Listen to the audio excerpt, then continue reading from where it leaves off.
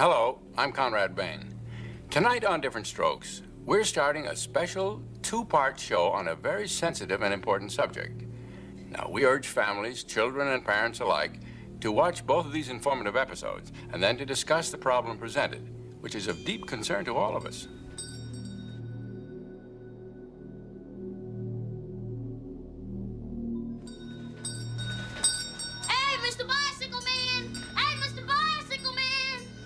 The man's name is Mr. Horton. Right.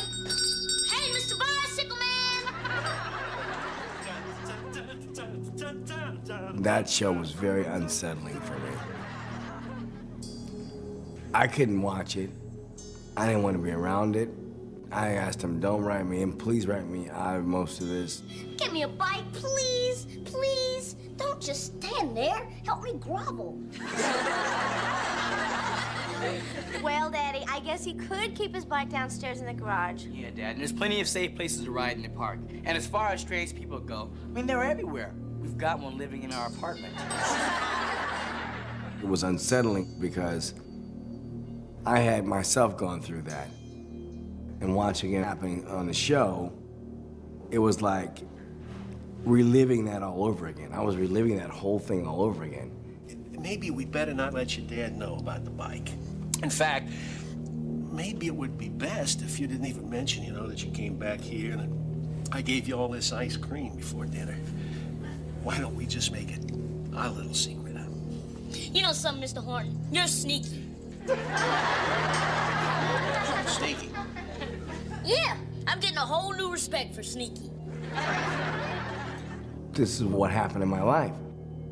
And they didn't know about it. You know something, Arnold? I really like you. I really like you.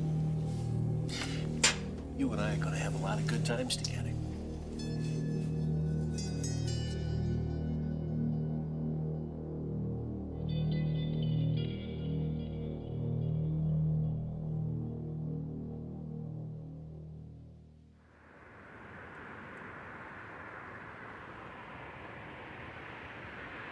We met when I was a baby. I was 14 and he was 17. There was a school dance at my school. It was called the Sweetheart Dance. And Fred called me and we were talking on the phone and all of a sudden he goes, Jan, I said, yeah. Will you go to the Sweetheart Dance with me? And he threw the phone down. I hate rejection. Can't stand it. So when he got back on the phone, I'm like, well, yeah, I'll go. Though it hurts to go away, it's impossible to stay. But there's one thing I must say. Dated all through high school. I ended up going into service, and I asked her to marry me before I went into service. When I came home for good, she had a big oak tree in her front yard, her mom's front yard. Yeah. And I come down the street, and there's a big yellow ribbon with a big bow on it tied around the tree. So. Kisses for me, say all your kisses for me. Bye-bye, baby, bye-bye. Don't cry, honey. I wanted him to see that I was waiting, and I will always wait for him. And I needed him to know that when he came down the street. I loved him, and can wait to see him. Can wait for him to be home.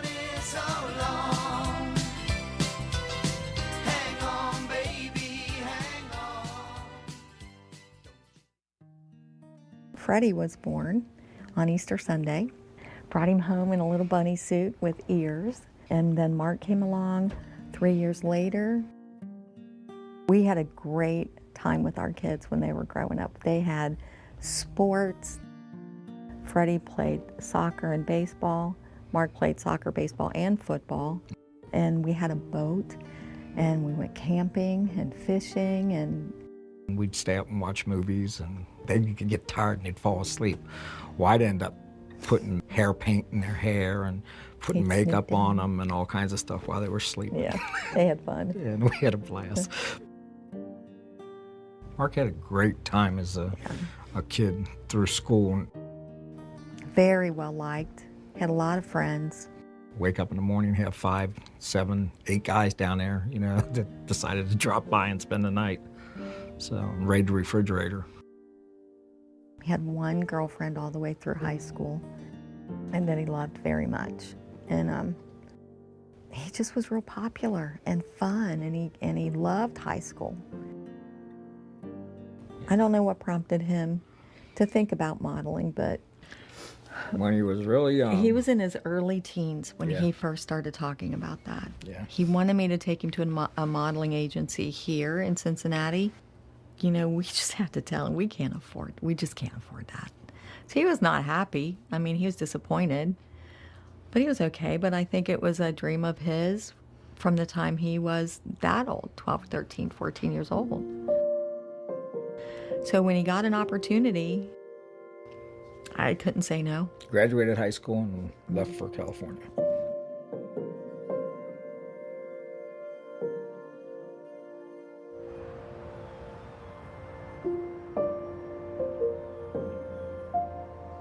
My grandparents were the ones that made the move from Switzerland. They took out a map and then they kind of like pointed like wherever they wanted to go. My grandmother made my grandpa actually do it, and he told me he kind of purposely moved to LA because he wanted to like see all the celebrities and stars and what people think they can see down here. I think every little kid is, dreams about being famous and being in movies and, stuff like that. I mean, a lot of my heroes were actors. Johnny Depp was, the biggest at the time. I mean, and just everything that, he was able to do, the different personas that he was able to take on, that fascinated me. Everyone had always said, as growing up as a kid, oh, Mike should be in modeling, or Mike should be in acting. It was great. So I got a good manager, and then I booked tons and tons and tons, especially print. I mean, it was like I couldn't stop booking it. Yeah, he was thrilled. He was excited. We're from a Midwestern town, and that was really something new and something different, and Michael seemed to be thrilled with doing it. I had a good life growing up. I started doing operas and stuff like that with my grandmother at the Houston Grand Opera. I remember going out at the very end of the opera and holding a sword up in the air. And like everybody, it was the very end, like going up and holding a sword, and everybody stood up and clapped and started throwing flowers and everything. It was just, and the sound of it was just amazing. The sound of the crowd. And that's probably the happiest acting memory that I have, the happiest experience that I have. I started developing an interest in acting and started taking acting classes in Houston and got an agent. I don't know where you want to go. I don't know your venture. Look, this is California. This is where you make it. This is it. You know what I mean? This is where it all starts. People try to die and they try to get you. You know what I mean? You here, so wish you luck, man. Thank you very much. Wish you luck. Just the love of movies and film, and I just kind of grew up with it ever since I was like 5 years old. I was in What's Eating Gilbert Grape. I was in a couple of other films, and I was in The Apostle with Robert Duvall and Farrah Fawcett. It tells me of a Savior's love who died to save. The audition process was we met up with Robert Duvall, and he sat at a piano. My little sister and I sang some songs with him.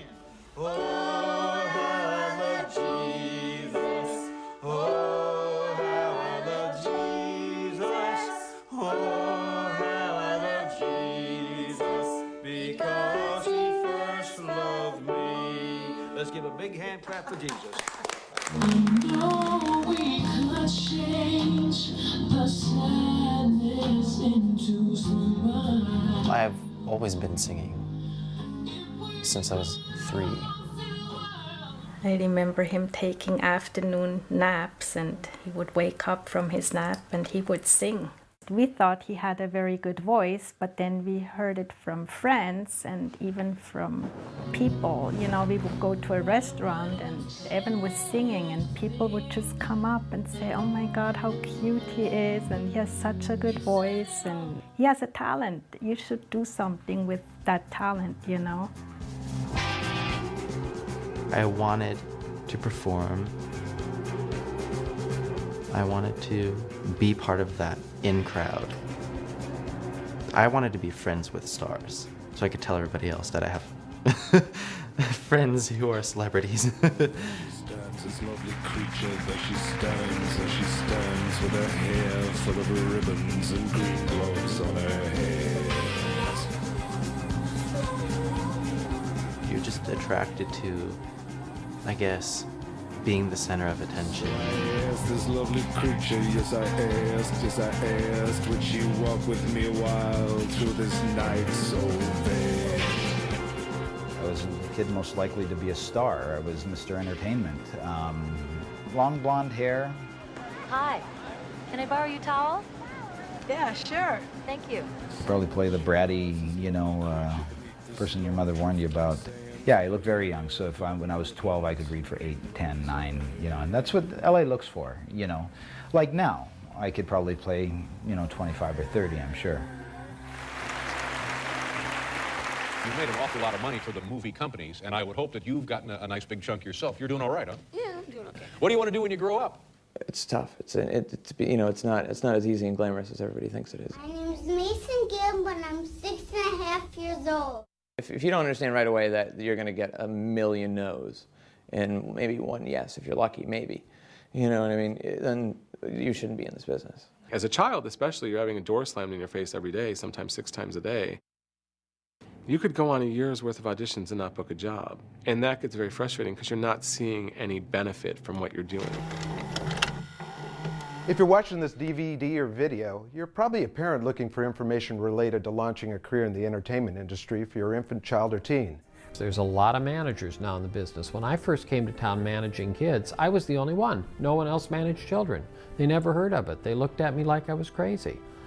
Several of the established agents wouldn't even talk to me. I must be a terrible person if I was coming with all these kids. It took a while to establish that children need management just like everybody else. I'm one of the founding members of the then Screen Actors Guild Young Performers Committee, now SAG-AFTRA, and I have been the chair of the committee in the past. Now I'm just a foot soldier. Children are mostly willing to listen. They're ready to absorb things. They haven't yet developed any preconceived ideas about who they are and how they're going to get somewhere. We try and advise them what directions to go in, and when you're doing that, you're managing the parent as well.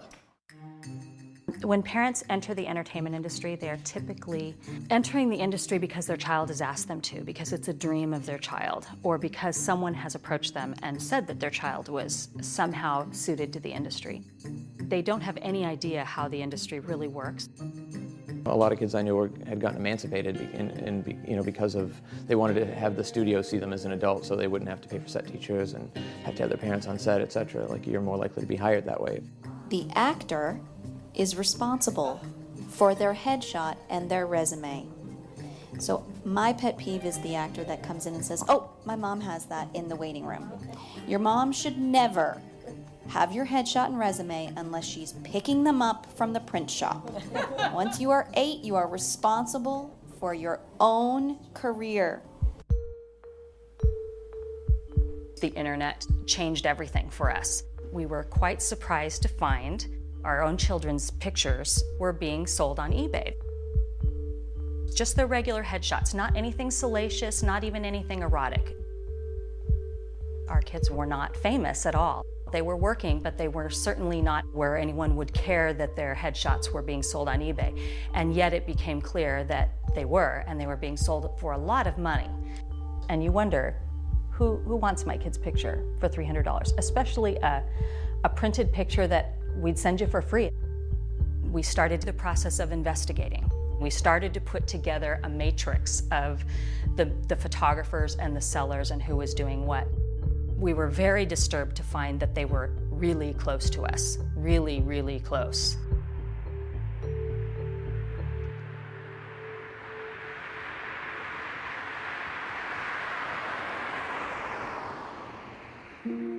My cousin Darian, he was working all the time. Like, he went to 50 auditions, like, in a span of 2 months or something. Seemed like he was actually, moving up. Well, the way it happened is because of his cousin. You know, he was already signed with a manager. My parents and my sister approached and just said that, hey, Darian's doing very well with Marty. You guys should check it out. Martin Weiss, better known as Marty, was a manager in Hollywood for probably a good 15 years. He managed child actors, boys and girls, but primarily boys. Marty had close relationships with his clients. He had sleepovers regularly, screening parties with his clients regularly. He would take them out Halloween trick-or-treating, all his clients together, and he would dress up like a dinosaur or a shark or Thing 1 or Thing 2 from The Grinch. He was very aggressive as a manager, though, and he was honestly very good at it. His clients got auditions, they got work. He said, all you have to do is sing a few songs and you'll make it big and you'll meet a producer, you'll get signed by a label, you can star on Disney Channel shows. You know, what kid wouldn't want that, right? It happened pretty quick. I remember he was signed with Marty at age 11. I didn't really think, quite honestly, at the time that much would come of it. Okay, our next performer began his singing career less than 1 year ago and already caught the eye and ear of several major names in the industry. I remember I did the Young Artist Awards. Well, he was excited. He got dressed up and was a bit nervous. We did too. I think maybe we were more nervous than he was. For us, it was extremely exciting, and we were really proud of Evan. And it also felt, at least I thought it felt right for Evan too. When he was up there singing, he was like a natural. Marty called me one day. He was like, Evan, I have a surprise. You got a Burger King commercial. Open season toys are now at Burger King. You can collect all 8 open season toys. There's one per kids meal. And you can have a smart treat like milk. Have it your way with open season at Burger King now. It was exciting because I never did a commercial and I landed a commercial. Great to see your kid on TV, the first time. Hey, there's Evan. Right. So we were very proud. Marty really, he did a lot for Evan. My parents dropped my brother and I off at my aunt's house, and then we met Marty, and then he picked my cousins and my brother and I up, and we went to play basketball at a park. And, he was kind of cool. He was, he would make jokes, and, he was really immature, and we were all immature back then, and he'd crack sex jokes, and I thought nothing was wrong with it. My cousin and him, they seemed to be friends already, and they would, there was no filter. They'd just say whatever they wanted. As we got to know him, he was, he's a nice guy, and over the years, he became more or less part of the family. Marty would be there every weekend, and for every holiday, for every Christmas, every birthday. We were playing basketball, and he would make weird jokes like, oh, Evan, do you know what a blowjob is? And, they made me feel like I didn't fit in because I didn't know some of these terms yet. I was 11. We came to find out that, Marty didn't have a family, was alone and whatever, and he just kind of got, I don't know if the right word's adopted, but he just became part of the family. Later that night, he just, he was like, why don't we just talk about music a little bit? I was in the passenger seat in the front. He just kept driving around, and we talked about kind of what I would sing, what artists I like, and Marty, all of a sudden, out of the blue, he was like, did you ever see an old man's penis before? And I was like, whoa, that's kind of odd, and I didn't want to, be disrespectful and just get out of the car, and, what would I do? I was kind of in the middle of nowhere with this guy. I told him no, I never saw an old man's penis before, and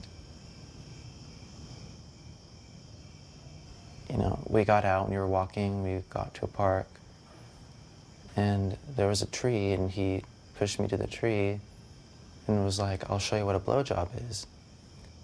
Where's this one from, Marty? Thanks, Marty. You're welcome, bud. That is cool. All right. Thanks, Marty. My pleasure. Nice. I kept saying no, no, and he was pulling my pants down, and I didn't know what to do after that. Like, do I tell somebody? Because he was really cool. Everybody liked him. And I considered it like nothing really happened. I can just brush it off. It'll go away, no problem.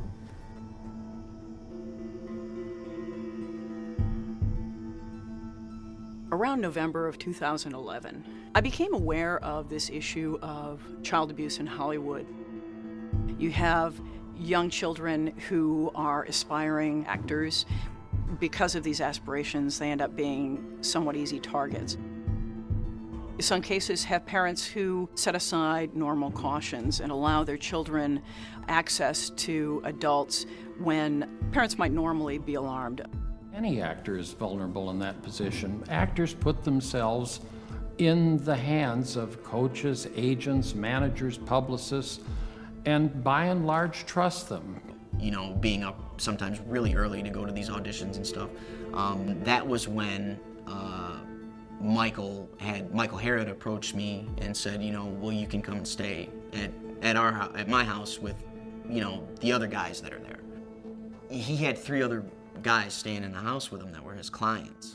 Many of the kids that I worked with couldn't have even been able to take advantage of being in the industry had they had to have their families move here with them. From 10, 11 to 16, 17. But I still thought it was rather odd, you know, that someone would let their 10-year-old son move in with a, at the time, I think, mid-50s-year-old man.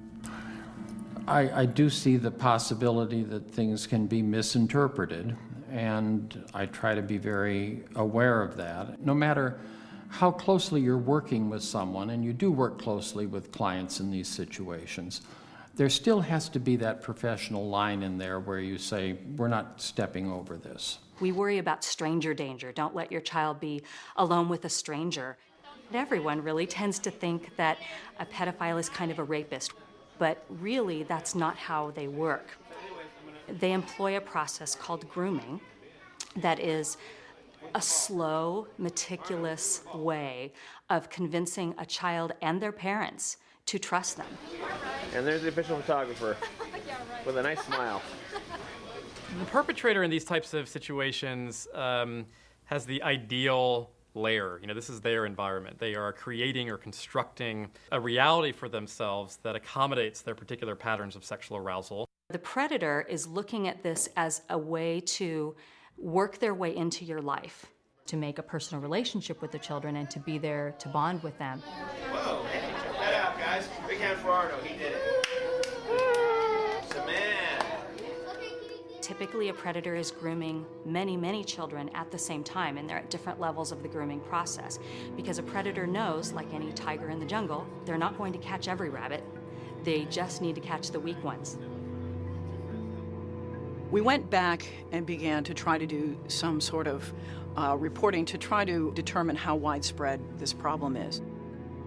Marty was very well known in the community. He had friends who were buying and selling pictures on eBay. We started to realize that some of the sellers were convicted sex offenders. We knew that he was somehow involved with another convicted sex offender, Bob Villard, who was selling pictures on eBay.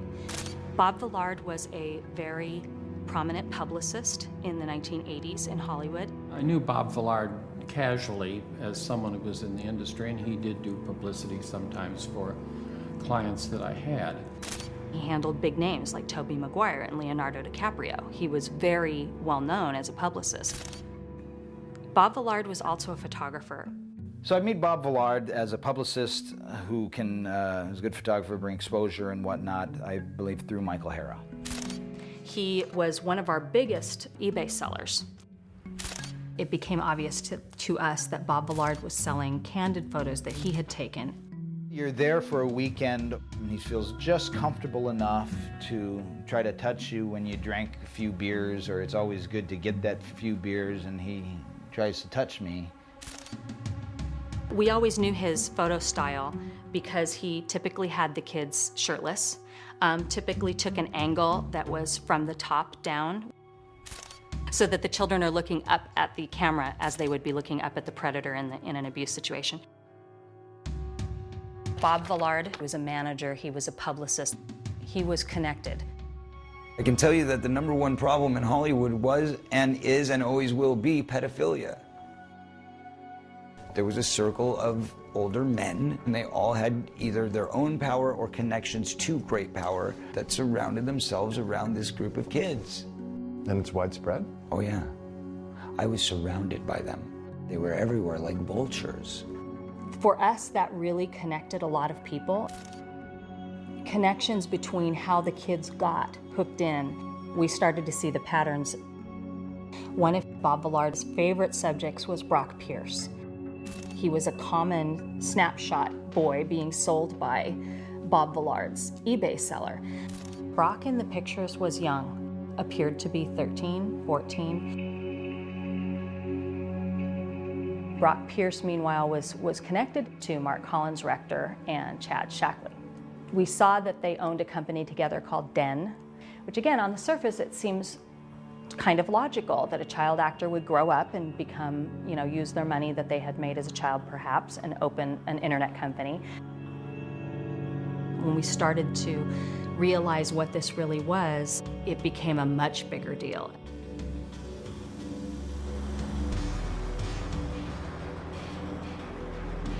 I was a New York City police detective, went to college and law school, became an investment banker, and then I backed into writing.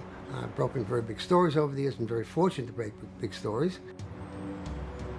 In the late 90s, 1990s, the NASDAQ went from 10,000 to like 1,000, and a lot of people lost fortunes. And one of the ones was Digital Entertainment Network, that I just happened to go across my desk, and I read about it a little bit, and I thought it might be a good story.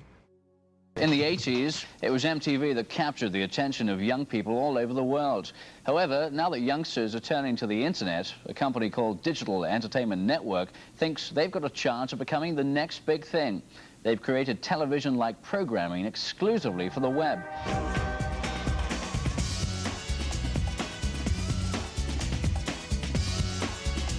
What makes Den different than other internet companies that have come before it? It's a fusion of the marketing power of Madison Avenue with the technology of Silicon Valley and the entertainment of Hollywood. They were aiming their programming primarily for young people. So it was a whole new concept. The majority of young people today are not finding themselves reflected in television.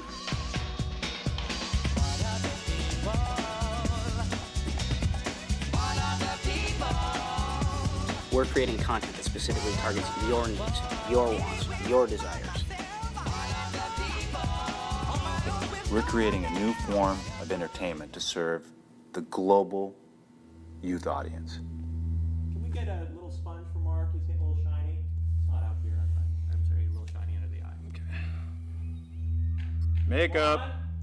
Mark Collins Rector, somehow on one of the early chat lines, which were little more than hookup places, he came across Chad Shackley. You really should be on camera. I am on camera. Who at the time was a 15-year-old kid, and Collins Rector was much older than that.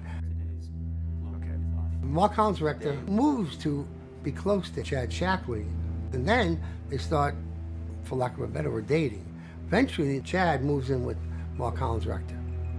Chad and I had to jointly develop Concentric Network Corporation, which was one of the very first internet service providers. And then they brought in Brock Pierce. Now, how Brock Pierce eventually landed there is anybody's guess. A friend of ours introduced us to Brock Pierce.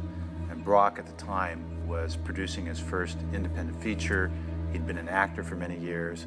And together, the three of us completed what was eventually to become Den. Everybody was just throwing money at them. David Geffen, I believe, put in $250,000. Bryan Singer, he had $50,000. Michael Huffington put about $5 million into this.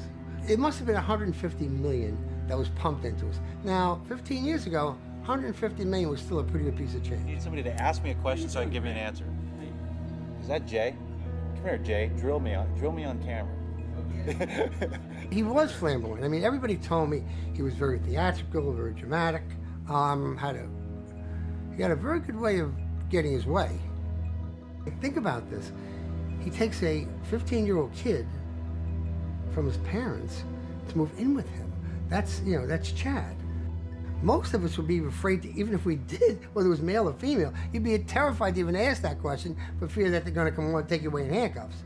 Surely you have something out of all this bullshit you can cut 5 seconds out of to get from me, right? Yes. All right. Yes. They had a great idea. Their idea was to make their own films and put it on the internet. Well, lo and behold, that's what Netflix is doing now. Of course, it's 15 years later. The problem was the internet or computers did not have the capability for that. But meanwhile, they were paying people money and filming as though it were a major studio. I was called to go out for an audition for the show, Royal Standard. I am 14 years old, and I started acting when I was about 5 years old. I enjoyed a lot, so it's a fun thing. So we went over to Din, and I had the audition there, and I met him, met Mark Collins, director, and I met some of the other people there. Everybody seemed impressed, and this is the guy for the part, the kid for the part, and yeah, that had never happened before, just getting hired on the spot like that. I thought he was nice. Thought he was a nice guy.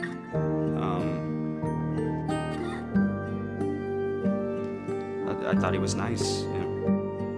How I feel about working on the Royal Standard set, it's great. The crew's wonderful. It's a lot of fun working on green screen. I get to learn some martial arts more than I already know, so it's lots of fun. It's wonderful.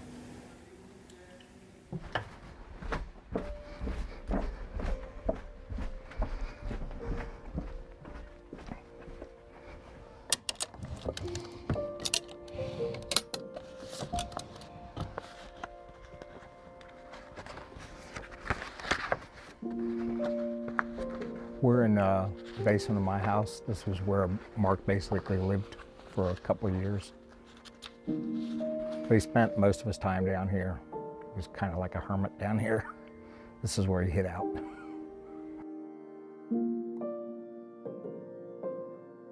I was looking for some paperwork. Mike had told me to look for some paperwork that Mark had. Mark had a copy and Mike had a copy. I came down here and I found these documents. I found Mark's deposition. Mark states, I met Michael Egan in '99 when I moved to Los Angeles. He called us and told us that he was working for a company called Din. I know he was really happy about that. It was a big step for him. Mike was with him at the time. I had already met Mark Collins' director, Chad Shackley, and Brock Pierce at a graduation that we had for our private school. There were only a few people in my grade. Scott Shackley was Chad's little brother. So I was introduced to them. And then they gave me a job as an actor at Den in a TV show. Was that good? Was that good? Okay. My favorite hobbies? Ooh. One of the first shows they produced was Chad's World. It was about a young boy who comes to live with this older man. It was a real example of art imitating life, their lives. Welcome to your new world, Chad. Jeez, you guys fixed it all up for me. In fact, they even filmed Chad's World at their house, the Embassy Mansion. You got your own TV, phone, VCR, stereo, your own jacuzzi. You got the works. Oh yeah, I think I'll be able to hang here. It was fulfilling a dream. In or about September 1999, both Michael Egan and I were invited to a party. We are at what used to be called the M&C Estate. Mark Collins Rector and Chad Shackley's house. Well, we arrived there and Michael introduced me to Collins Rector, Chad, and Brock. Mark Collins Rector just showed me the house, showed me the backyard, the guest houses, you know, went through all that. There was no expense spared at the M&C Estate, there really wasn't. The pool was ridiculous. There was a swim-up bar like in the pool. Like I can remember often being served lunch, like the butler or whatever, the chef would come out and like bring lunch to the swim-up bar at the pool. You know what I mean? It was literally like going to Disney World for the first time. It was like, this is amazing.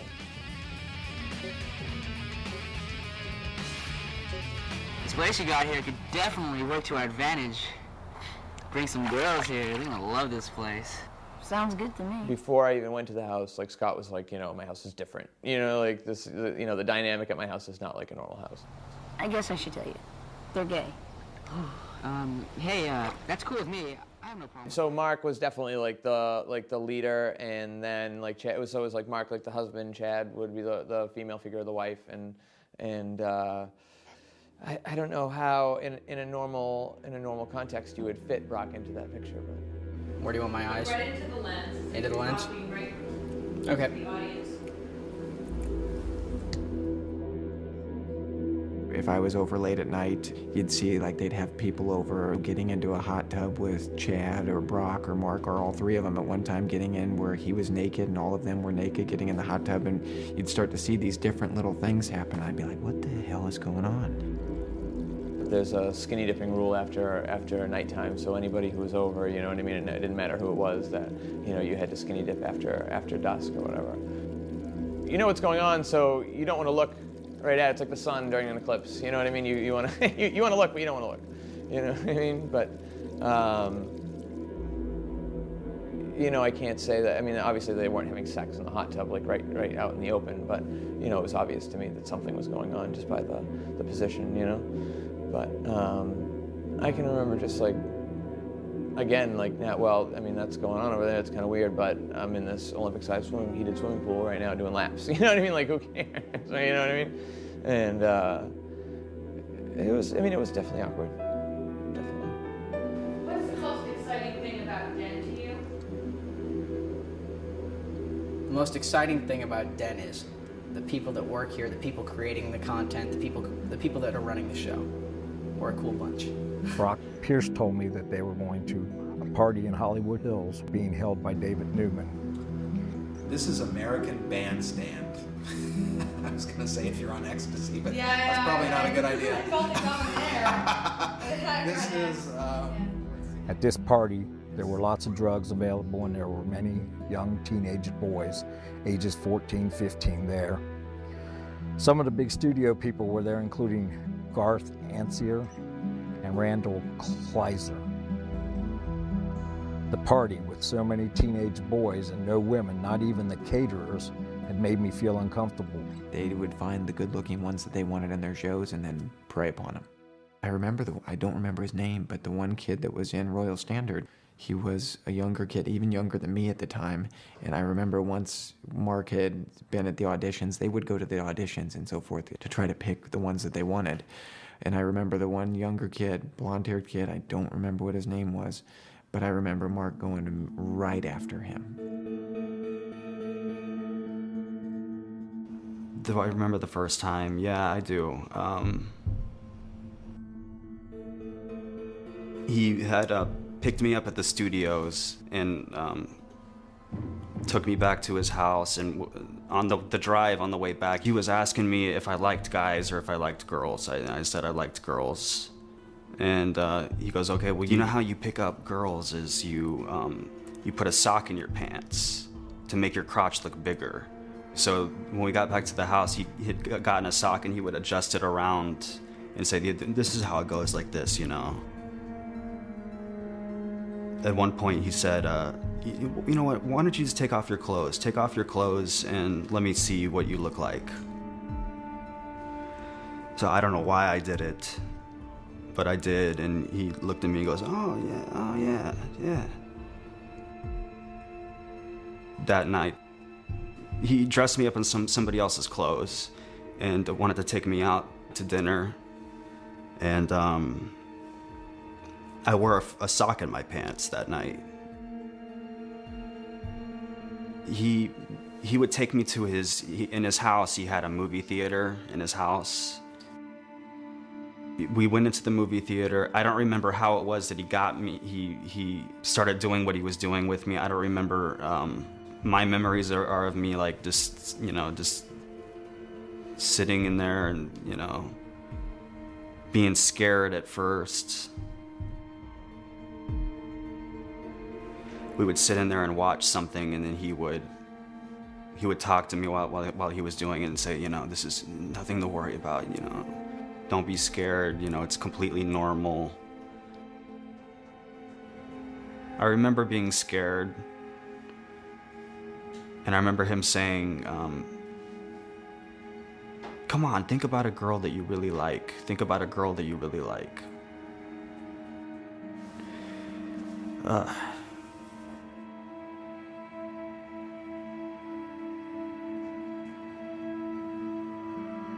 Royal Standard, it's a good series right now. And hopefully, when I get older, do a lot of film work, try to make my way up, and hopefully catch a good TV series sometime, or internet series, which I'm on. So. We know that in child abuse, the power dynamic is tilted. You have an adult who's preying on the child, who is manipulating the child. They tell me in interviews that they're fearful of professional reprisals, and they're fearful of never working again.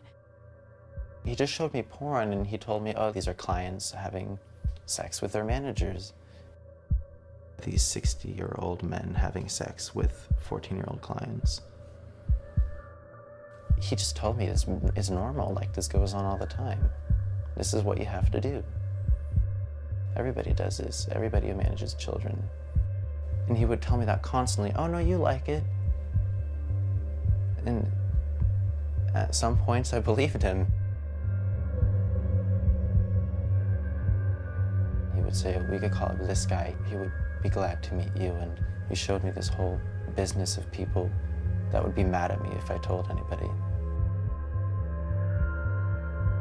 It is this added element where these young children are hoping to achieve a professional goal, which creates extra weight on the child. Should he or she be abused, it would make it more difficult for them to come forward in that circumstance.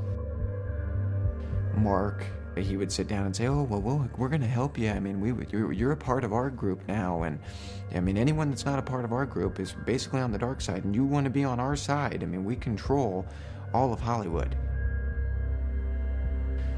Basically, in essence, if you weren't with them, you didn't succeed, you had nothing, and he made that very clear in these sessions. Either you're a part of the group or you're a part of the dark side. The sad part is, they can emotionally scar a child for life. Man, I never would have guessed that Mr. Horton was, gay. Well, he's not, Willis. That's the common fallacy about child molesters. They're not gay. They're only interested in little boys or little girls, not adults. Look, I'm only 11 years old. Should I be hearing all of this?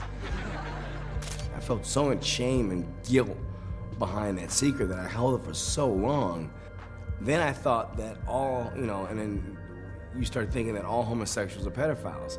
Oh, a guy's gay, oh, he's a pedophile. I have to watch out for him. He may try to get me or something. People should get this clear. These people are predators. They go after young boys, and they do it for their own reasons. So this has got nothing to do with being gay. This has got to be because they're evil people, and they particularly pick on people who they know will be victims. They're predators. That's who they are. In the beginning, it was all happy-go-lucky, and then things started changing. He slowly became different on the phone. That's how it came across to me. Something's wrong. Something's not going right, because I can tell when he's not 100% Mark. Suddenly, he's not so happy. And suddenly he wants to come home. I never knew what that was about. Hi. Hi, honey. How are you? All Hi, shall we go in? Your buddy's here. Who's that? Mr. Huff. I'm very excited. So have you been to this house before? Yeah. Isn't this awesome? Never been to a party here, though. You've never been Have to you? a party? Yes. Some good ones? Several. Like, how crazy do they get?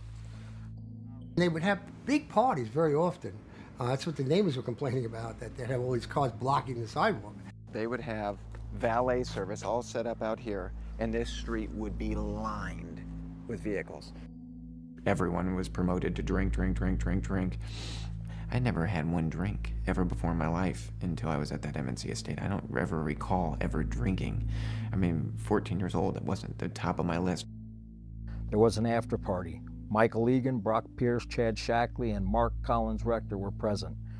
Drugs were made available to us, including Quaaludes, Valium, Somas, Vicodin, Demerol, marijuana, ecstasy, and more. Brock Pierce and Mark Collins Rector tried to push me into taking these drugs. I refused. They then offered me cocktails, which I accepted. I believe that they laced my cocktail with ecstasy. They would pull away the better-looking younger kids and keep them for their own after party, and it would turn into a pool party. And then they'd have their rules. Oh, there's no swimsuits on in the pool. That was the rule. If you were staying at the mansion overnight, you had to go into the hot tub naked during their parties. Everybody's at a normal party. Nobody had swimsuits. And the parties were not just for the young boys and for their amusement. It was also a way to entice investors. And they got a lot of investors who would jump into the hot tub with these boys. Gary Goddard was around. Bryan Singer was there. Here'd come Bryan Singer naked getting in the hot tub, and then they'd make jokes of going and picking me up in the hot tub and setting me on Gary or Brian's lap. And then he'd have Brock bringing in drinks and saying, oh, let's just relax and let's talk about what we're gonna do. And I mean, Brock laughing that they had put pills in my drink or all kinds of different things. I remember waking up at certain times and not knowing where I was. Yeah. I was feeling very lightheaded, dizzy, and confused. Collins Rector then told me I could go to sleep in his bed, but that if I went into his bed, I would have to strip naked. Collins Rector then turned from being concerned and compassionate to forceful and threatening. I told him that I would not go to bed with him, to which he responded, well then, just don't worry about going into work tomorrow morning. I went to sit on the couch. At some point I passed out. When I awoke, I found myself in Mark's bed and completely naked with my clothes on the floor. Collins Rector was in the bed and he was naked as well, with his arm around me. I am not sure of all the things that were done to me. However, I know that Collins Rector drugged me and abused me. I immediately got out of bed, got dressed, went downstairs. I found Michael Egan sleeping on the couch and woke him, telling him I wanted to get out of this place.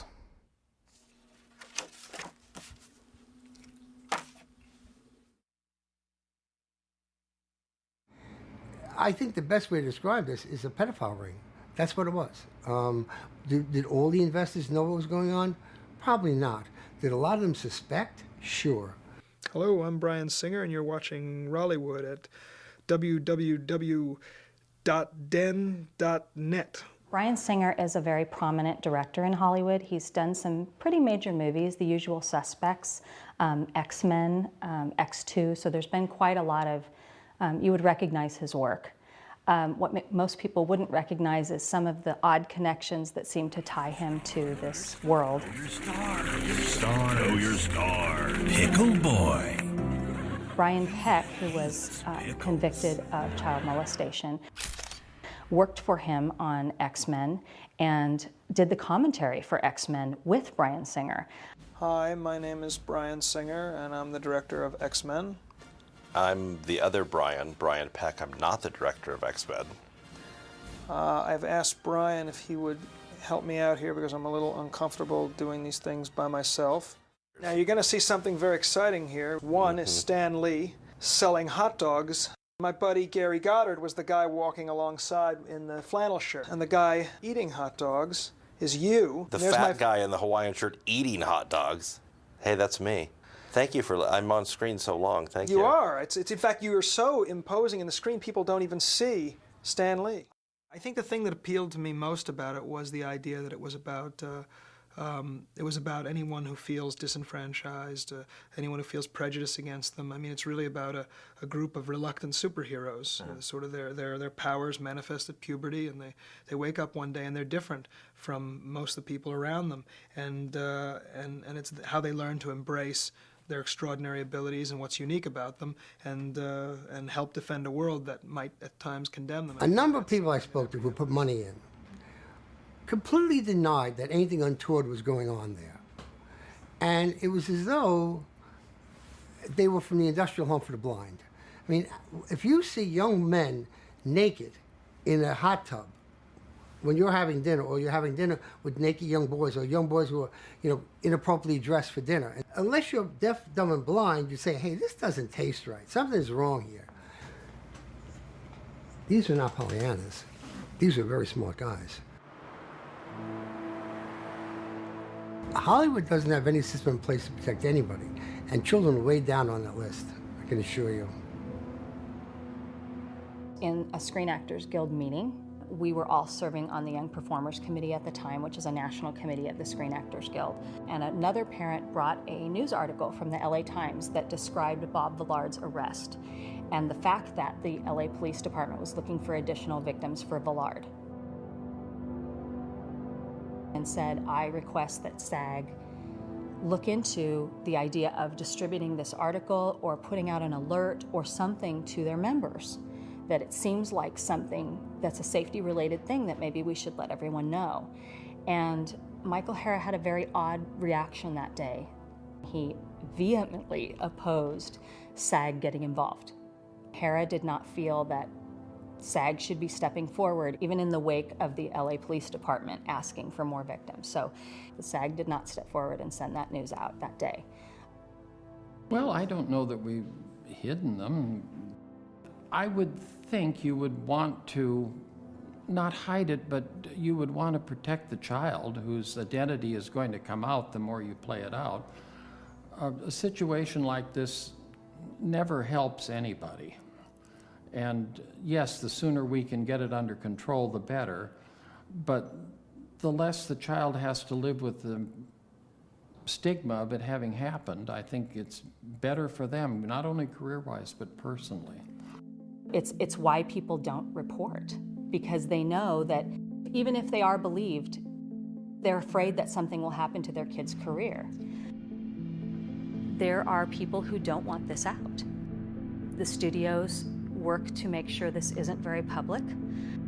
Brian Peck moved to Nickelodeon and coached on almost all their shows, really. It was one of those shows where he befriended a pretty major child actor. That child was abused by Brian Peck. He came forward and filed criminal charges against Brian Peck. And Brian Peck almost immediately pled guilty. Clearly he didn't want an investigation to continue, or clearly the studio didn't want an investigation to continue. The victim has chosen to remain anonymous all along in order to continue to work. It's unheard of that a child would be able to step forward at the time of their abuse when they're still a minor and continue to work afterward. I can't think of a single example where that's happened. So a kid that wants to speak out and say what happened to them beyond their family would truly have to give up their career. It's very sad that that's the case, but it's a reality. That's the worst part of it all, is that he's still working on kids' shows and he's still here. And he's been convicted. It's not somebody that we have rumors about or that we've had complaints about. There's actual convictions, and he's still here. I feel confident in saying all of the convicted predators that I have been familiar with had many more victims than the one that was convicting. We're absolutely talking about the tip of an iceberg. I'm not sure that we'll ever see the whole iceberg because I think there's so many factors pushing that iceberg down into the water.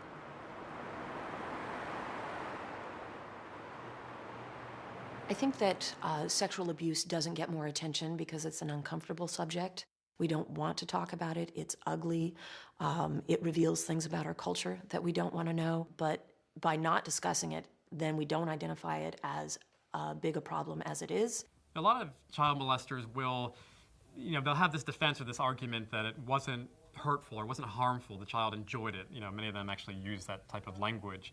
In fact, it could be the case that it wasn't quite as traumatic as we assume it was at the time that it actually happened. Now, the problem with this is that so many kids grow up to interpret that experience of manipulation and exploitation and abuse by a trusted authority figure, and then this psychological time bomb occurs.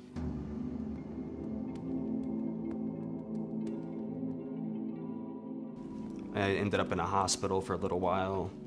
I start freaking out and thinking that people are, out to get me. And I was very, just suicidal. Like, I'd always fantasized about suicide quite a bit. I had a pellet gun that I would fantasize about using to kill myself. I remember sitting in my room and crying my eyes out and sitting in a corner with the pellet gun, just saying, why did this happen to me? Yeah, I guess you could say I kind of fell by the wayside and let LA suck me in. I had started doing drugs and got involved with a whole bunch of people I probably shouldn't have. Whenever I'd have any pain or anything, I'd drink. I'd drink and drink and drink and drink and drink. Didn't know who to blame or what to blame, and I completely just hated everything about everyone. I'm trying to leave that stuff that happened to me at 12 years old as far as behind me as I can. We had to have more. We had to have more and more because we didn't want to feel anymore. We wanted to be completely numb of everything we were feeling. And, and cocaine was it, and then shove it down further and further. Meanwhile, I'm just shoving it down, just shoving it down, just shoving it down. And then one day when it all comes back up, I'm a full-fledged addict. I thought I was the unique case there, but apparently I'm not.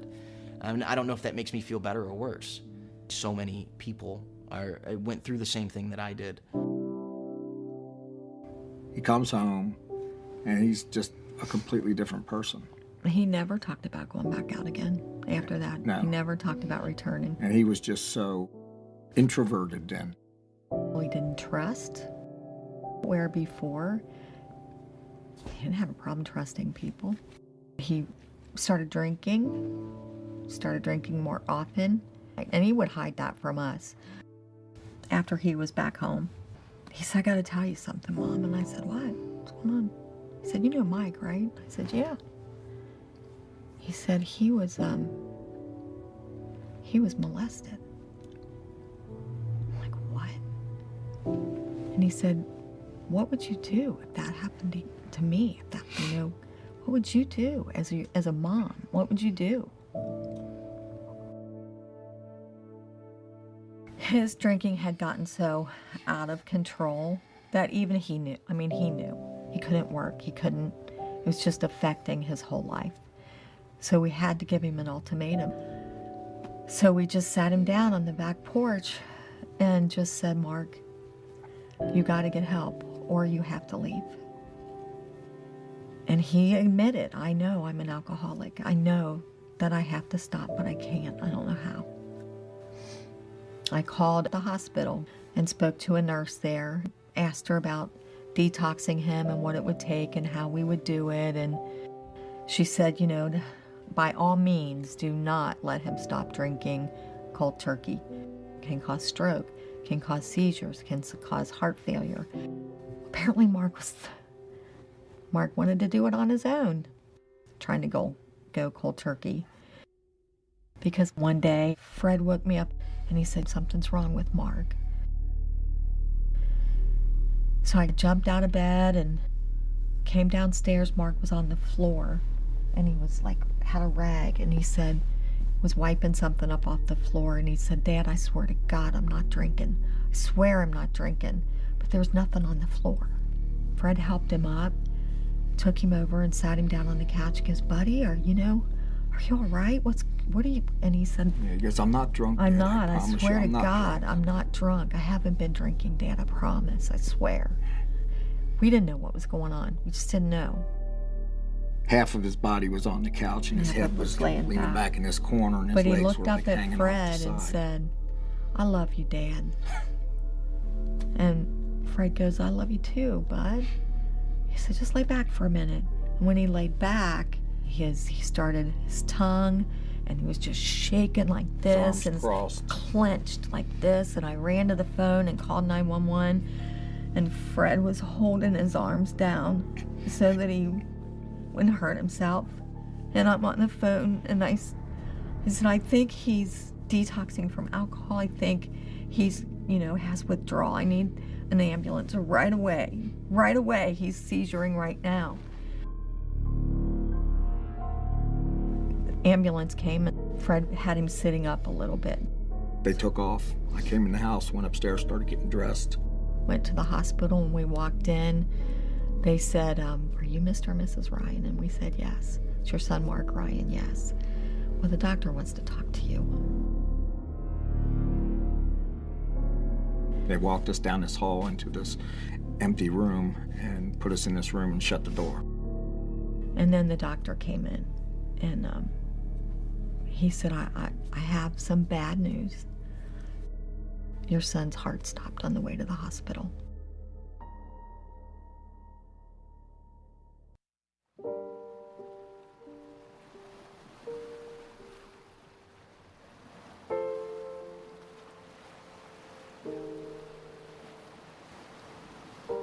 We went back a decade to try to find contemporaneous reports, and we found 12 separate prosecutions of people who had used this allure of Hollywood to prey on children, and they were across basically all facets of the industry. So you have this phenomenon of crimes potentially being underreported.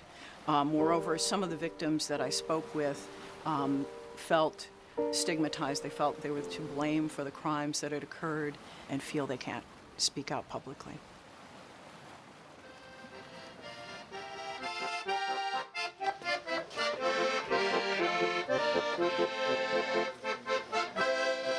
We thought everything was happy, everything was great. And then all of a sudden, one day, Evan just said, look, he wasn't practicing anymore. And I said, what? You got to be kidding, after everything like a shock, that you've gone through. And I was like, I don't like music anymore. I don't want to do anything with the industry, nothing. I figured he's going through his teenager and puberty. And so I figured, maybe that's what it is. I was like, I'm not going to live a life like this. I'm not going to be held down by this guy for the rest of my life. And I needed a way for people to believe me. I needed a way for my family to believe me. Hi, Anita. How you doing? Okay. Happy birthday, Evan. I'm getting massaged and it feels great, and I don't care whether or not it looks bad. Okay. It's above the waist. It's not bad.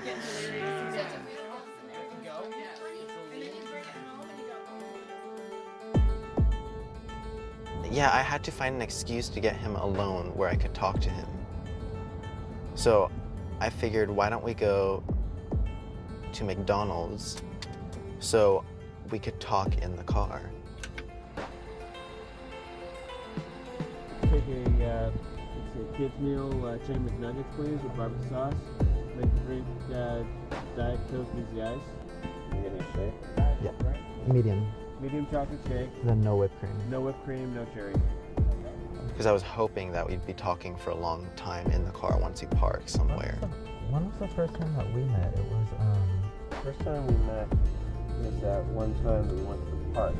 You guys were going to the park to play some basketball. And then it would be kind of quieter in the car and I can get everything on tape. because I remember you asked me if I ever did anything with the guy before. Yeah, a long time ago. I was afraid if my recorder would beep or if something would go wrong and if he found out that. And then that's when you asked if I wanted to try it. And that's when you, oh wait, that's when you gave me my first blowjob, right?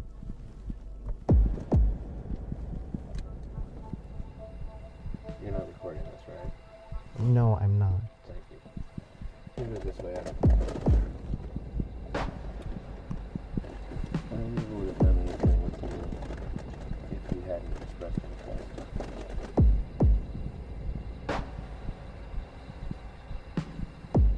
That situation that happened at Penn State? Mm-hmm.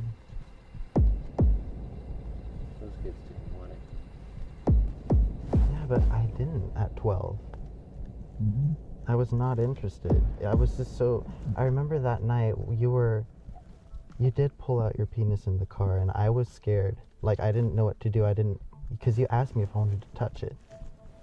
I was in the car, in the van. I'm trying to remember that. Because that kind of sounds familiar.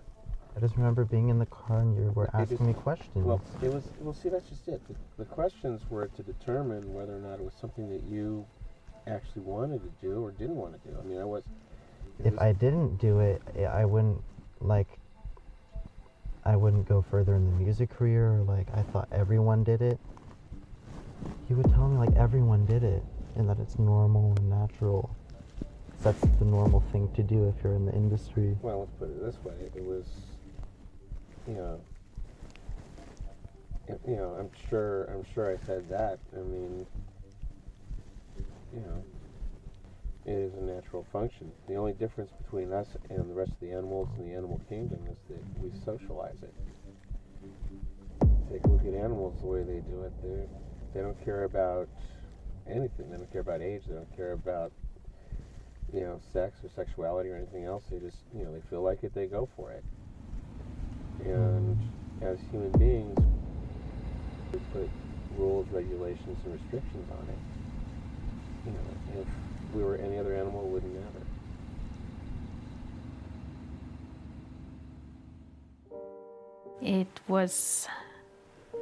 I was just numb when he told me. I was like, how could this happen, and how could I not have seen it, that this was happening to Evan. And I don't know, it was just so painful, really painful. And of course, the first question for me was, to Evan, did it happen once, or how often did it happen? You're kind of hoping it's once and that's it. But then Evan told me that it happened many times and over several years. And that's when I thought I was gonna faint. It's just so hard.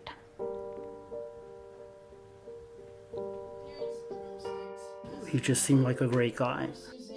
I'm not a violent person, but I want to go beat the living daylights out of this guy. I'm dreaming of a white Christmas with Jack and Dixie running free.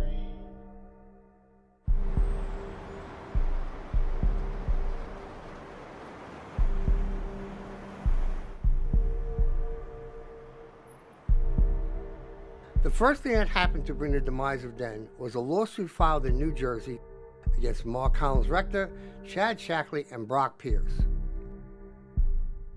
It was a lawsuit filed by a young boy who had worked for Mark Collins Rector.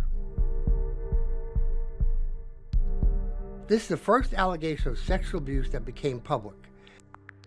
At the time, Den was gearing up for a $75 million initial public offering, which was going to make them all very rich. And when that started to leak out more and more, two of the boys that have been victims, Mike E. and Alex B., went into the estate with a camera to collect evidence. One of the things he took pictures of was the huge amount of prescription bottles that were in Mark Collins Rector's name. OxyContin was one of them, but there was Vicodin, Percocet, Xanax, and there was a lot of bottles. We went back into the MNC estate, him and I, one night, and went through and copied every single one of their file cabinets, from all their passenger manifests for Jet West file, all their American Express files. I mean, every document that was in those files we copied. Cabinet after cabinet. We sat there at the copy machine hours copying them, boxes full of stuff. It's an email from Brock to Chad, and it says, "What do you think?" And it is a picture of a young boy. This one says, from Brock to Chad, another interesting one from Michigan. Chad's response on that one was, "That's a yummy one." And Brock writes to him, "Would you like me to contact either of them?" Chad writes, "Well, they both look cute, but what's their deal, question mark." The investigation and the lawsuit started to leak out, and Mark Collins Rector started to panic. He could start to see I was being more distant and I didn't want to be around him. And I remember one time him specifically grabbing me and pull me actually up into his room, into his closet, and would open that gun safe and said to me, "Do you not understand the power I have? Do you not understand the power I have?" As that gun's sitting right there at you. He had a gun collection. Number of boys told me he would point the gun at them just like that. Collins Rector would make it very clear, if you spoke about anything that happened in the house or anything about them, that first off, they would destroy your career. Second off, they've had people eliminated, 14, 15 years old. I definitely didn't want to be eliminated. They came home and explained what happened, and I started crying, and I said, "This didn't really happen to you, did it, Mike? Did it happen to you?" And my son got curled up on the floor in a corner and started rocking and saying, "Mommy, I was just a kid. I was just a kid." And they threatened me, and I was just a kid. And I knew immediately that I had to bring someone and get someone involved. The police, the FBI, whoever knew I needed to expose these criminals. We brought all those videos, the audio tapes, and gave it to our attorney, and the video of which was given to the FBI as well. And it wasn't just in these files, the names of Mark Collins Rector, Brock Pierce, Chad Shackley, in the files handed to the FBI. You had Brian Singer's name in manifest. You had all of these people, not just the three that lived in that estate. They were brought well aware of all the other people that were involved as well. I mean, I had to actually write pages on yellow sheets of paper, pages of the whole story for the FBI. They wanted me to sit down and document it all. They were worried about being arrested. There was an FBI investigation. They had heard that. Somebody told them they were questioned about it. And when they learned that, they were in the wind. I was talking to Scott one day, and then I couldn't reach him for a couple of days, and then it was only a few days after that I was there, and there was nothing. There was like literally nothing. Nothing was gone. Even I think the fountain, if I remember correctly, there was a fountain in the front yard. Even the fountain was gone. And they went to different places in Europe, hopefully to avoid being arrested. And somebody gave them up in Spain.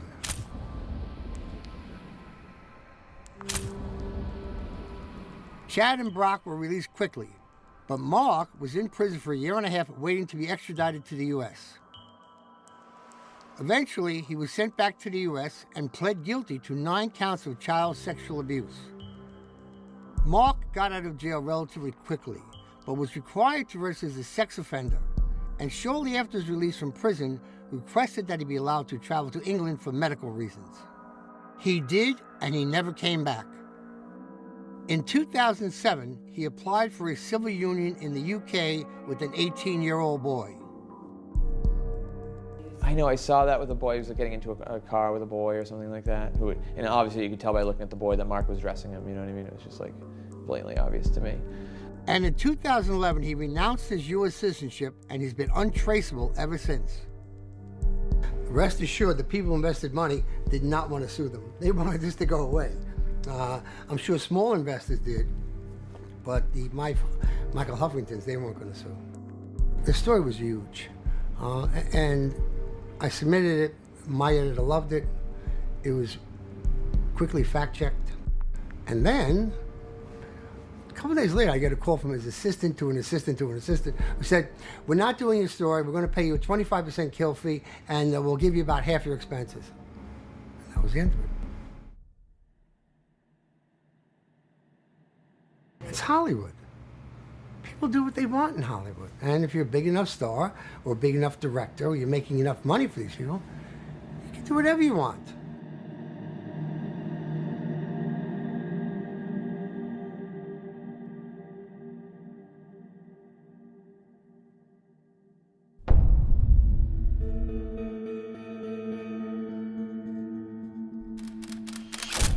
Martin Weiss was charged with multiple counts of lewd acts upon a child.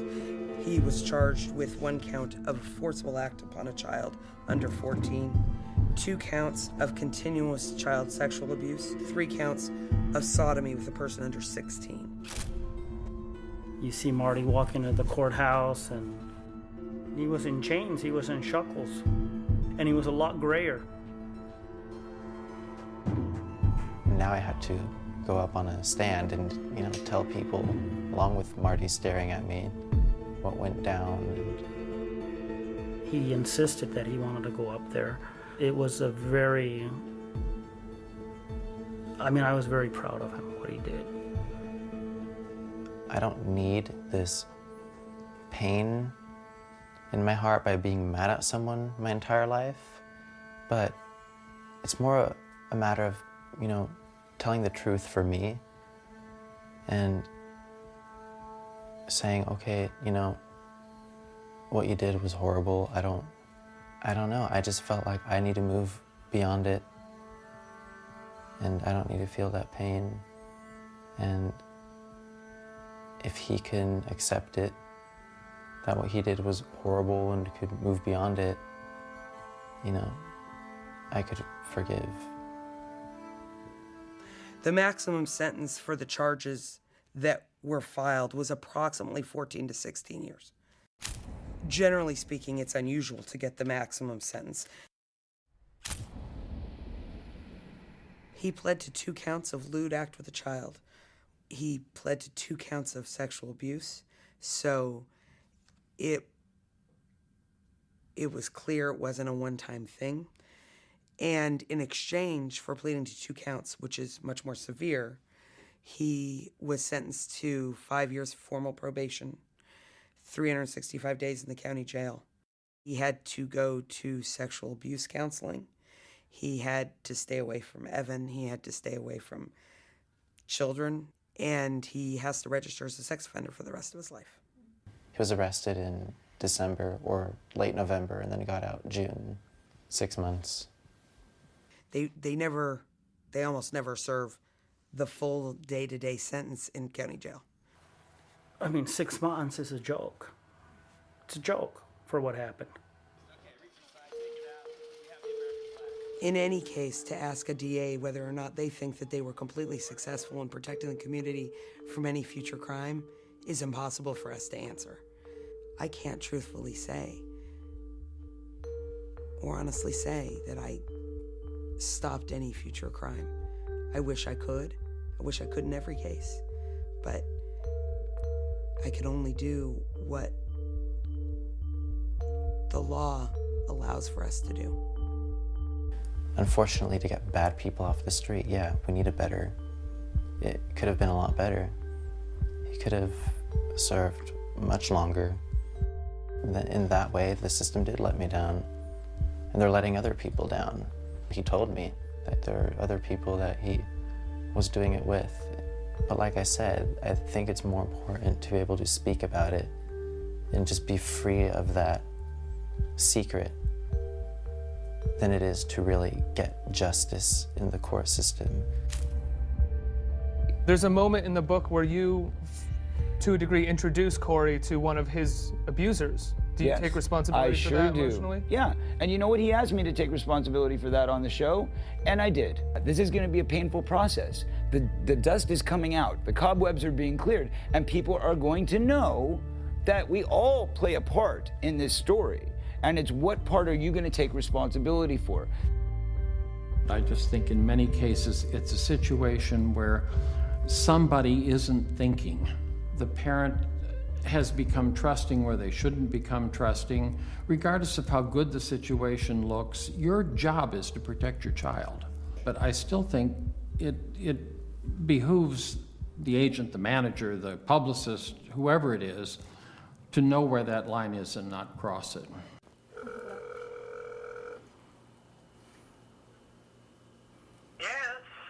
Hello, Michael. Yes. Hi, this is Joey Coleman. Well, hello, Joey Coleman. Yeah, how are you?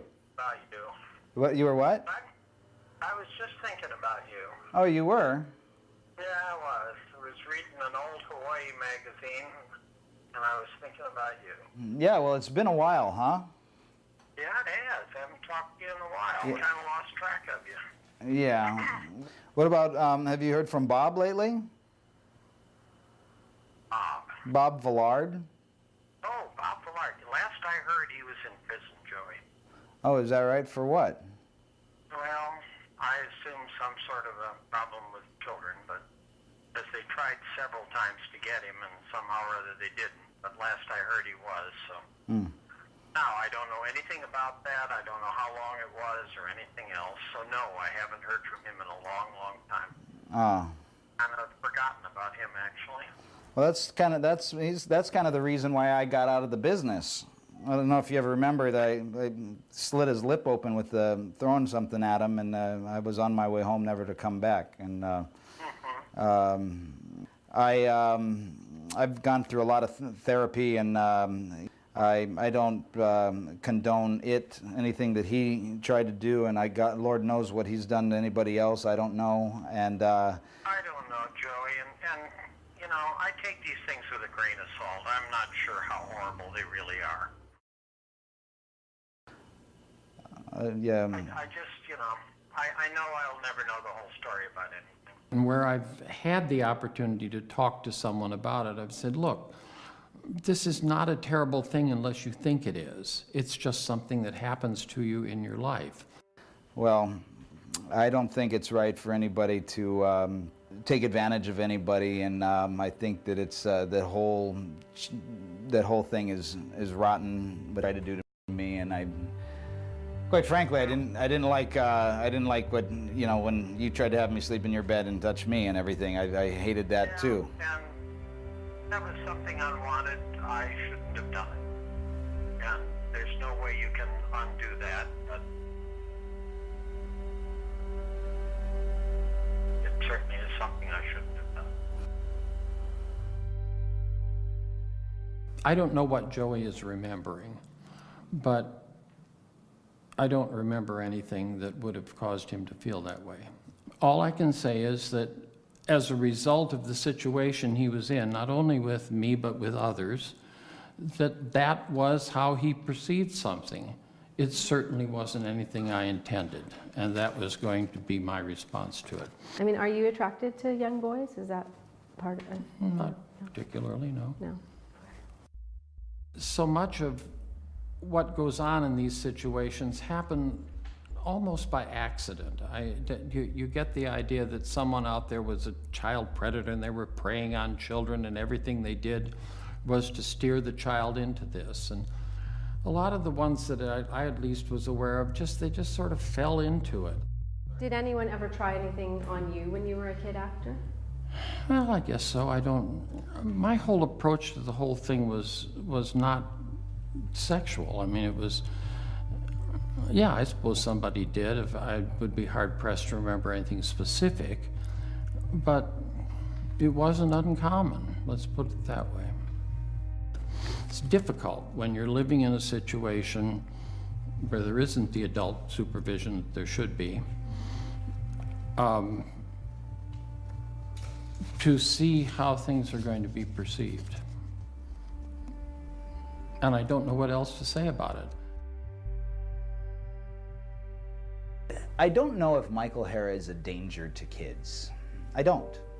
We're in Hollywood, it's accepting, okay, whatever. He's a good manager. I'm sure he knew everything about the whole bomb alarm. To hear how good he is at playing the Hollywood coldness. Great to hear from you. I was just thinking about Hawaii. Hey, you know, Sue, you're calling from Zimbabwe. Hey, I was just thinking about you. Really? Yeah, I saw a magazine on Zimbabwe and I was thinking about you. You think he really saw that? His insincerity, you know, glib, lying through his teeth, you know, because whatever, because you from Hollywood people, scumbags, don't even get me started.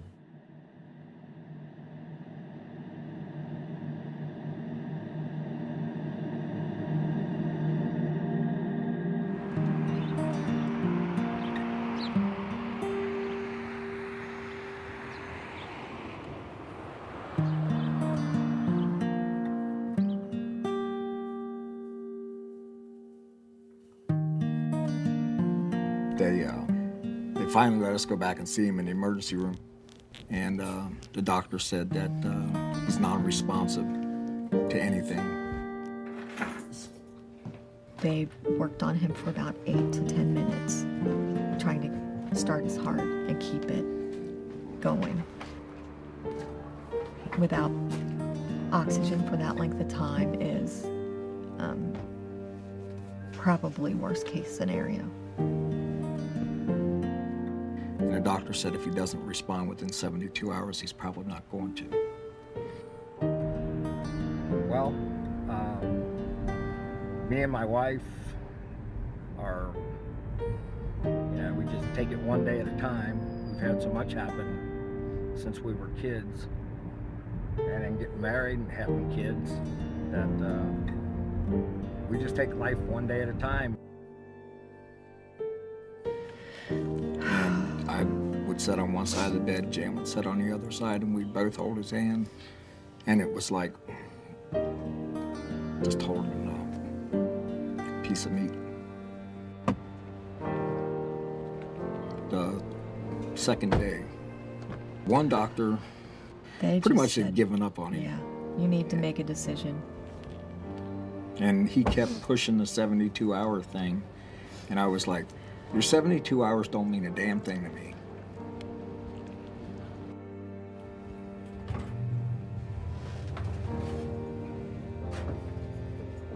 And at 68 3/4 hours, Mark's eyes finally responded to the light. So. Yeah, and then he opened his eyes. And he opened. Yeah. But then there was no way in hell that anybody was taking him off the machines. Hey, buddy, how's it going? How you doing? Yeah, give me some of that. Where's your other arm, huh? Fred is my hero because he never gives up. What do you want? And he's instilled that in Mark. And Mark will never give up. He's the most courageous What do you want to say? person I've ever known in my life. It's good to see you. It's good to see you. It's good to see you too. Are you hungry? I love you. I love you too. You want to give me another hug? He's a miracle already, just even being alive. I mean, they said at the very beginning to his family, he's not going to make it, he's not going to make it. Everybody wrote him off. He was never going to move, never going to be able to eat. I mean, all of it. And look at him now. I want to comb my hair. You want to? Hey, Bangles colors. Mike made that. Is that cool? For Bangles. November 26th will be 3 years since this incident happened to Mark. And every single day, they've never missed a day on seeing their son.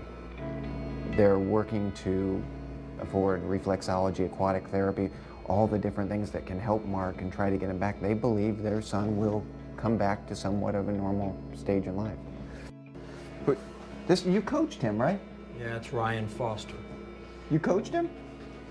He's graduating this year from Charleston. Look, it says, thanks, Coach Mark. Hey, are you coaching next year? I'd like to see Mark back on this field, coaching the kids, doing what he does best. He's a great coach. You know, I know that Mark is his own man, and he's made some bad choices, he's made some good choices, but I know that as a human being, that Mark is a good person. When Mark gets out, and he's back on his football field, and he's standing there with me coaching,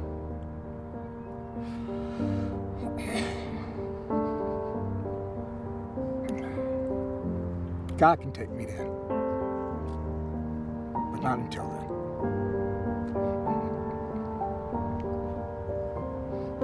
So that's what I want.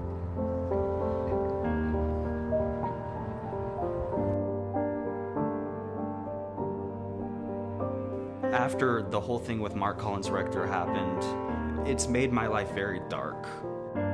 I was never able to have a girlfriend or anything.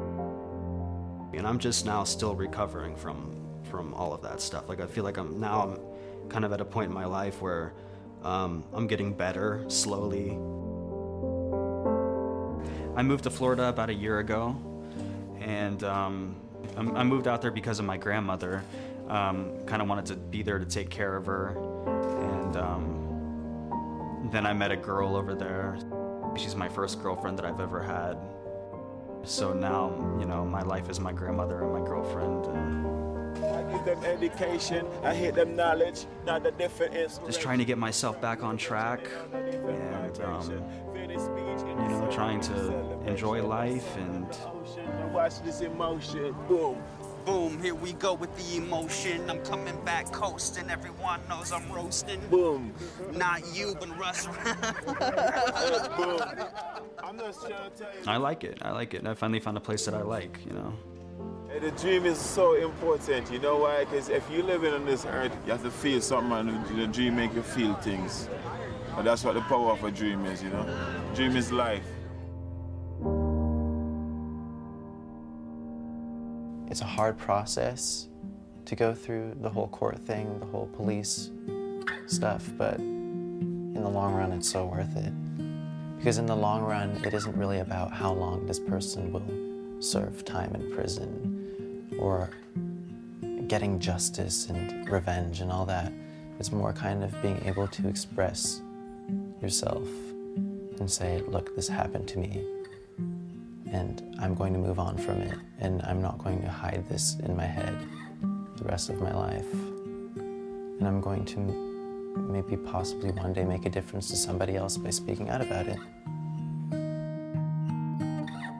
I'm saying that there are people that were the people that did this to both me and Corey that are still working, they're still out there, and they're some of the richest, most powerful people in this business. And they are. And they do not want me saying what I'm saying right now. What would you say to a parent who just has the best of intentions, who's coming here with their child? Don't go into it thinking that it's all roses and sunglasses. You're damaging an entire industry. I'm sorry, I'm not trying to. Ultimately, I think that viewers are the only group with power in this situation, because I think that there will always be a steady stream of kids who want to be famous, of parents who push their children in this industry.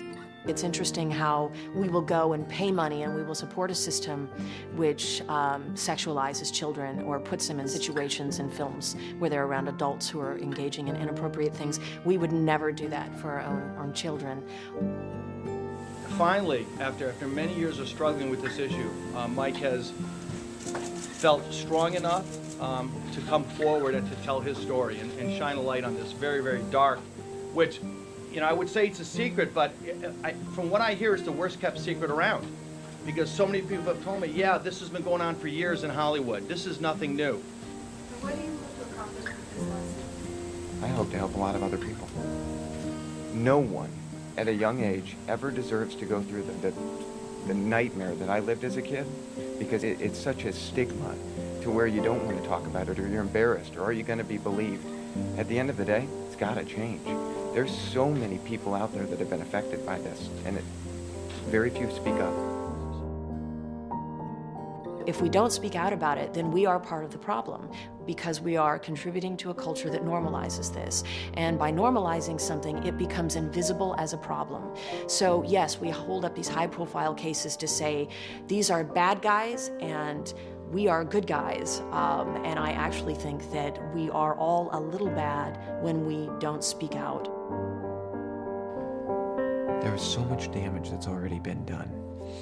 And now I think at the end of the day, I look at some of it and I've really tried to kind of move on beyond all of it.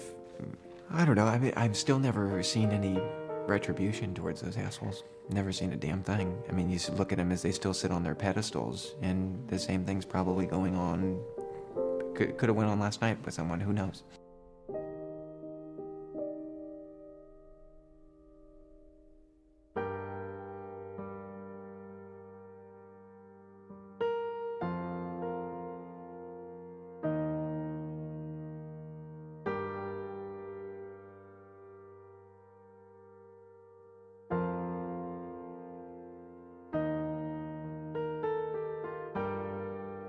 Taking over the light now. All there is to be said has been said. Let the walls fall, let the shadows disappear. Let our story start from this moment here. This is a call to arms. This is a call to arms. You know, this is a call to arms. This is a call to arms. You know.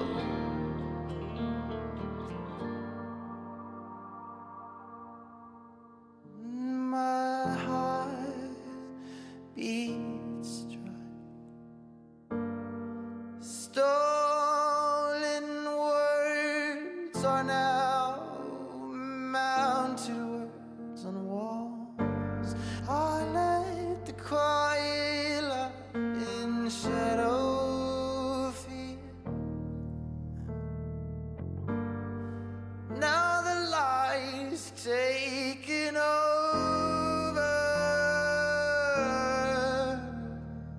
This is a call to arms. This is a call to arms. You know. This is a call to arms. This is a call to arms. You know. This is a call to arms. This is a call to arms. You know. This is a call to arms. This is a call to arms. You know. This is a call to arms. This is a call to arms. You know. This is a call to arms. This is a call to arms. You know.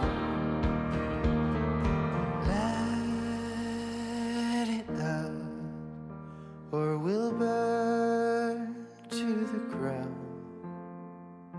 Let